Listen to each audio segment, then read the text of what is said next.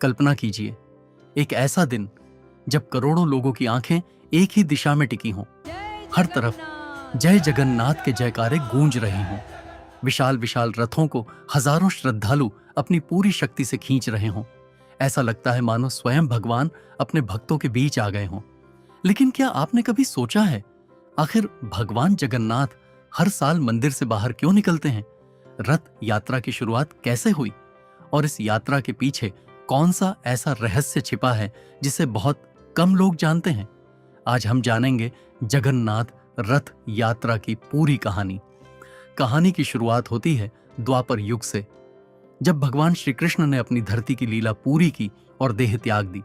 मान्यता है कि उनका दिव्य हृदय नष्ट नहीं हुआ। वह समुद्र की लहरों में बहता हुआ ओडिशा के तट पर पहुंचा। उसी समय मालवा के राजा इंद्रद्युम्न भगवान विष्णु के दिव्य स्वरूप के दर्शन करना चाहते थे। उन्हें स्वप्न में आदेश मिला कि समुद्र किनारे एक दिव्य लकड़ी मिलेगी, उसी लकड़ी से भगवान की मूर्ति बनवानी है। राजा तुरंत समुद्र तट पहुंचे। वहां उन्हें एक विशाल दिव्य लकड़ी मिली जिसे स्वयं भगवान का स्वरूप माना गया।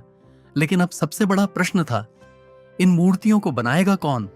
तभी एक वृद्ध बढ़ई राजा के सामने आया। उसने कहा, मैं मूर्तियां बनाऊंगा, लेकिन मेरी एक शर्त है। जब तक मेरा काम पूरा न हो जाए कोई भी दरवाजा नहीं खोलेगा। राजा ने उसकी शर्त स्वीकार कर ली। वह बढ़ई और कोई नहीं बल्कि स्वयं भगवान विश्वकर्मा थे। उन्होंने स्वयं को एक कमरे में बंद कर लिया और मूर्तियां बनाना शुरू किया। दिन बीतते गए, 1 सप्ताह, 2 सप्ताह, फिर भी कमरे से कोई आवाज नहीं आई। रानी को चिंता होने लगी कि कहीं बढ़ई के साथ कुछ अनहोनी तो नहीं हो गई। उन्होंने राजा से दरवाजा खोलने का आग्रह किया। राजा भी स्वयं को रोक नहीं पाए। जैसे ही दरवाजा खोला गया, विश्वकर्मा वहां से अदृश्य हो चुके थे और सामने थीं 3 दिव्य मूर्तियां, भगवान जगन्नाथ, बलभद्र और माता सुभद्रा। लेकिन इन मूर्तियों के हाथ पैर पूरी तरह बने नहीं थे। राजा दुखी हो गए। तभी आकाशवाणी हुई, राजन, चिंता मत करो, यही हमारा पूर्ण और दिव्य स्वरूप है। इसी रूप में हमारी पूजा होगी।